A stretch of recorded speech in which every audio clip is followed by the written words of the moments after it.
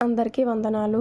ఈరోజు Bible రీడింగ్లో part 2లో కీర్తనల గ్రంథము నుండి 53వ కీర్తన. ప్రధాన గాయకునికి మహలతు అను రాగము మీద పాడదగినది. దావీదు రచించినది దైవధ్యానము. దేవుడు లేడని బుద్ధిహీనులు తమ హృదయములో అనుకొందురు. వారు చెడిపోయిన వారు అసహ్య కార్యములు చేయుదురు. మేలు చేయువాడొకడును లేడు. వివేకము కలిగి దేవుని వెదకువారు కలరేమో అని దేవుడు ఆకాశము నుండి చూచి నరులను పరిశీలించెను. వారందరూ దారి తొలగి బొత్తిగా చెడియున్నారు. ఒకడును తప్పకుండా అందరూ చెడియున్నారు. మేలు చేయువారెవరునూ లేరు. ఒక్కడైనను లేడు. దేవునికి ప్రార్థన చేయక ఆహారము మృంగునట్లుగా నా ప్రజలను మృంగు పాపాత్ములకు తెలివి లేదా? భయకారణము లేని చోట వారు భయాక్రాంతులైరి.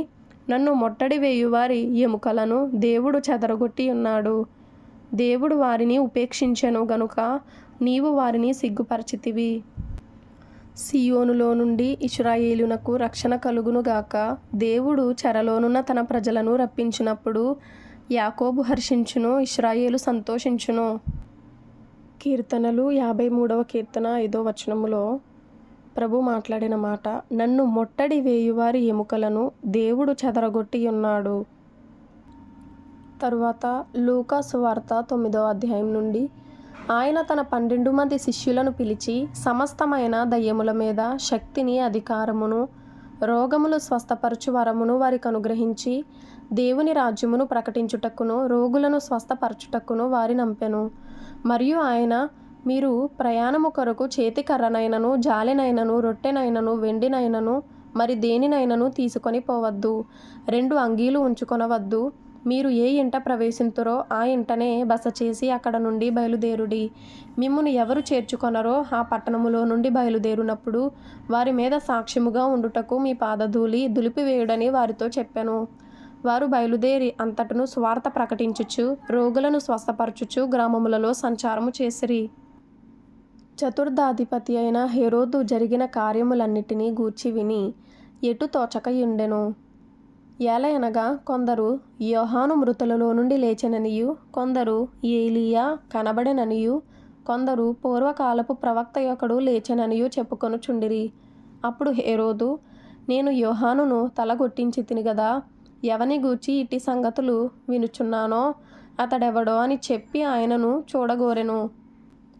అపోస్తలులు తిరిగి వచ్చి తాము చేసినవన్నీయు ఆయనకు తెలియజేయగా ఆయన వారిని వెంటబెట్టుకొని బేత్సయిదాను ఊరికి ఏకాంతముగా వెళ్ళెను. జనసమూహములు అది తెలుసుకొని ఆయనను వెంబడింపగా ఆయన వారిని చేర్చుకొని దేవుని రాజ్యమును గూర్చి వారితో మాట్లాడుచు స్వస్థత కావలసిన వారిని స్వస్థపరచెను. ప్రొద్దుగుంకనారంభించినప్పుడు 12 శిష్యులు వచ్చి, మనం ఈ అరణ్యములో ఉన్నాము గనుక చుట్టుపట్లనున్న గ్రామములకును పల్లెలకును వెళ్ళి బస చూచుకొని ఆహారము సంపాదించుకున్నట్లు జనసమూహమును పంపివేయుమని ఆయనతో చెప్పిరి. ఆయన, మీరే వారికి భోజనము పెట్టుడని వారితో చెప్పగా వారు, మన యొద్ద 5 రొట్టెలును 2 చేపలును తప్ప మరేమియూ లేదు. మేము వెళ్ళి ఈ ప్రజలందరి కొరకు భోజన పదార్థములను కొని తెత్తుమా అని చెప్పిరి. వచ్చిన వారు ఇంచుమించు 5,000 మంది పురుషులు. ఆయన వారిని 50 మంది చొప్పున పంక్తులు తీర్చి కూర్చుండబెట్టుడని తన శిష్యులతో చెప్పగా వారు అలాగు చేసి అందరినీ కూర్చుండబెట్టిరి. అంతటా ఆయన ఆ 5 రొట్టెలను 2 చేపలను ఎత్తుకొని ఆకాశము వైపు కన్నులెత్తి వాటిని ఆశీర్వదించి విరిచి జనసమూహమునకు వడ్డించుటకై శిష్యులకిచ్చెను. వారందరూ తిని తృప్తి పొందిన తరువాత మిగిలిన ముక్కలు 12 గంపెలెత్తిరి. ఒకప్పుడాయన ఒంటరిగా ప్రార్థన చేయుచుండగా ఆయన శిష్యులు ఆయన యొద్ద ఉండిరి. నేనెవడనని జనసమూహములు చెప్పుకొనుచున్నారని ఆయన వారిని అడుగగా వారు, బాప్తిస్మమిచ్చు యోహాననియు, కొందరు ఏలీయా అనియు, కొందరు పూర్వకాలపు ప్రవక్త యొకడు లేచెననియు చెప్పుకొనుచున్నారనిరి. అందుకు ఆయన, మీరైతే నేనెవడనని చెప్పుకొనుచున్నారని వారిని అడుగగా పేతురు, నీవు దేవుని క్రీస్తువనెను. ఆయన ఇది ఎవనితోనూ చెప్పవద్దని వారికి ఖండితముగా ఆజ్ఞాపించి, మనుష్య కుమారుడు బహుశ్రమలు పొంది పెద్దల చేతను, ప్రధాన యాజకుల చేతను, శాస్త్రుల చేతను విసర్జింపబడి చంపబడి 3వ దినమున లేచుట అగత్యమని చెప్పెను. మరియు ఆయన అందరితో ఇట్లనెను, ఎవడైనను నన్ను వెంబడింపగోరిన ఎడల తన్ను తాను ఉపేక్షించుకొని ప్రతిదినము తన సిలువను ఎత్తుకొని నన్ను వెంబడింపవలెను. తన ప్రాణమును రక్షించుకొనగోరువాడు దానిని పోగొట్టుకొనును. నా నిమిత్తమై తన ప్రాణమును పోగొట్టుకొనువాడు దానిని రక్షించుకొనును. ఒకడు లోకమంతయు సంపాదించి తను తాను పోగొట్టుకొనిన ఎడల లేక నష్టపరుచుకొనిన ఎడల వానికేమి ప్రయోజనము? నన్ను గూర్చియు నా మాటలను గూర్చియు సిగ్గుపడువాడెవడో వాని గూర్చి మనుష్య కుమారుడు తనకును తన తండ్రికిని పరిశుద్ధ దూతలకును కలిగియున్న మహిమతో వచ్చినప్పుడు సిగ్గుపడును. ఇక్కడ నిలిచియున్న వారిలో కొందరు దేవుని రాజ్యమును చూచు వరకు మరణము రుచి చూడరని నేను మీతో నిజముగా చెప్పుచున్నానెను. ఈ మాటలు చెప్పినది మొదలుకొని రమారమి 8 దినములైన తరువాత ఆయన పేతురును యోహానును యాకోబును వెంటబెట్టుకొని ప్రార్థన చేయుటకు ఒక కొండ ఎక్కెను. ఆయన ప్రార్థించుచుండగా ఆయన ముఖరూపము మారెను. ఆయన వస్త్రములు తెల్లనివై దగదగ మెరిసెను. మరియు 2 పురుషులు ఆయనతో మాటలాడుచుండిరి. వారు మోషే, ఏలియా అనువారు. వారు మహిమతో అగపడి ఆయన యెరూషలేములో నెరవేర్చబోవు నిర్గమమును గూర్చి మాటలాడుచుండిరి. పేతురును అతనితో కూడా ఉన్నవారును నిద్రమత్తుగా ఉండిరి. వారు మేలుకొనినప్పుడు ఆయన మహిమను ఆయనతో కూడా నిలిచియున్న 2 పురుషులను చూచిరి. ఆ 2 పురుషులు ఆయన యొద్ద నుండి వెళ్ళిపోవుచుండగా పేతురు యేసుతో, ఏలినవాడా, మనమిక్కడ ఉండుట మంచిది. నీకు ఒకటియు మోషేకు ఒకటియు ఏలియాకు ఒకటియు 3 పర్ణశాలలు మేము కట్టుదుమని తాను చెప్పినది తానెరుగకయే చెప్పెను. అతడిలాగు మాటలాడుచుండగా మేఘం ఒకటి వచ్చి వారిని కమ్మెను. వారు ఆ మేఘములో ప్రవేశించినప్పుడు శిష్యులు భయపడిరి. మరియు ఈయన నేనేర్పరచుకొనిన నా కుమారుడు. కింద ఫుట్నోట్లో 1 అనే సంఖ్యకి అనేక ప్రాచీన ప్రతులలో నా ప్రియ కుమారుడు అని పాఠాంతరము అని ఉంది. ఈయన మాట వినుడని ఒక శబ్దము ఆ మేఘములో నుండి పుట్టెను. ఆ శబ్దము వచ్చిన తరువాత యేసు మాత్రమే అగపడెను. తాము చూచిన వాటిలో ఒకటియు ఆ దినములలో ఎవరికిని తెలియజేయక వారు ఊరకుండిరి. మరునాడు వారు ఆ కొండ దిగి వచ్చినప్పుడు బహుజన సమూహము ఆయనకు ఎదురుగా వచ్చెను. ఇదిగో ఆ జన సమూహములో ఒకడు, బోధకుడా, నా కుమారుని కటాక్షించుమని నిన్ను వేడుకొనుచున్నాను. వాడు నాకొక్కడే కుమారుడు. ఇదిగో ఒక దయ్యము వాని పట్టినప్పుడు వాడు అకస్మాత్తుగా కేకలు వేయును. నురుగు కారునట్లు అది వానిని విలవిలలాడించుచు గాయపరచుచు వానిని వదలకుండును. దానిని వెళ్ళగొట్టుడని నీ శిష్యులను వేడుకొంటిని గాని వారి చేత కాలేదని మొర్రపెట్టుకొనెను. 2 అనే మాటకి మూల భాషలో ఫుట్నోట్లో కింద ఒక ఆత్మ అని ఉంది. అందుకు యేసు, విశ్వాసము లేని మూర్ఖతరము వారలారా, నేనెంతకాలము మీతో కూడా ఉండి మిమ్మును సహింతును? నీ కుమారుని ఇక్కడికి తీసుకొని రమ్మని చెప్పెను. వాడు వచ్చుచుండగా ఆ దయ్యము వానిని పడద్రోసి విలవిలలాడించెను. యేసు ఆ పవిత్రాత్మను గద్దించి బాలుని స్వస్థపరిచి వాని తండ్రికి అప్పగించెను. గనుక అందరూ దేవుని మహాత్మ్యమును చూచి ఆశ్చర్యపడిరి. ఆయన చేసిన కార్యములన్నిటినీ చూచి అందరూ ఆశ్చర్యపడుచుండగా ఆయన, ఈ మాటలు మీ చెవులలో నాటనీయుడి. మనుష్య కుమారుడు మనుషుల చేతికి అప్పగింపబడబోచున్నాడని తన శిష్యులతో చెప్పెను. అయితే వారు ఆ మాట గ్రహింపకుండునట్లు అది వారికి మరుగు చేయబడెను గనుక వారు దానిని తెలుసుకొనలేదు.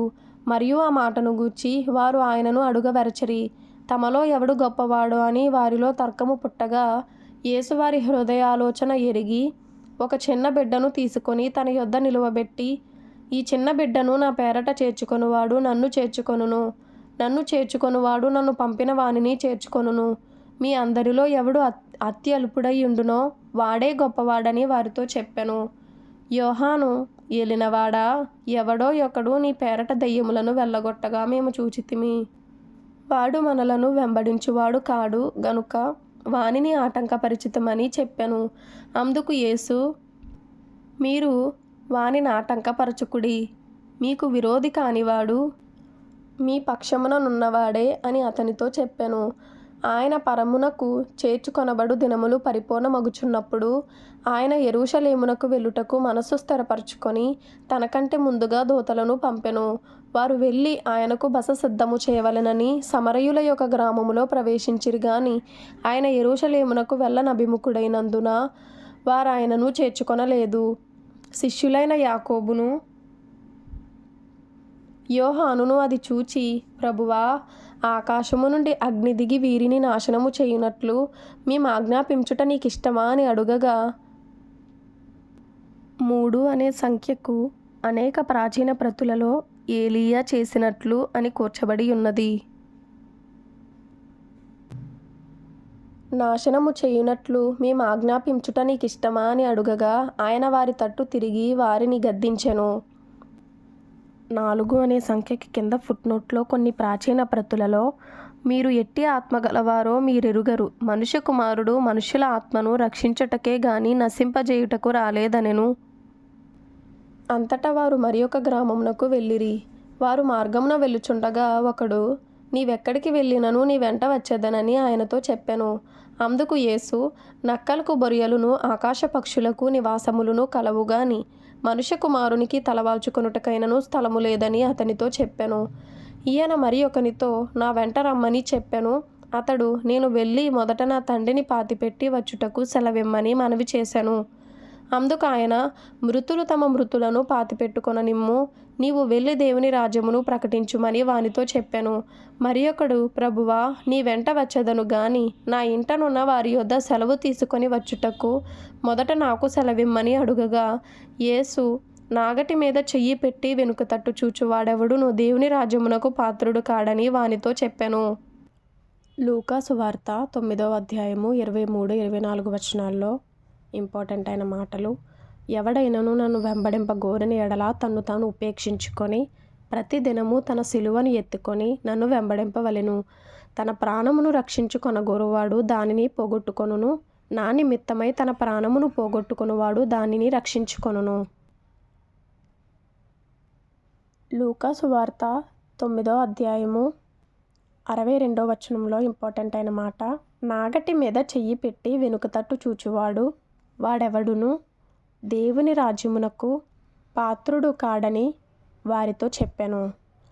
ఆత్మీయంగా బలపడాలి అనుకునేవారు, 1 ఇయర్ లోపల బైబిల్ కంప్లీట్ చేయాలనుకునేవారు, ఆసక్తి కలిగిన వారు ఫాలో చేయండి, లైక్ చేయండి, సబ్స్క్రైబ్ చేసుకోండి. ఇలాంటి ఆసక్తి కలిగిన వారికి షేర్ చేయండి. ప్రభు మీకు తోడైండును గాక.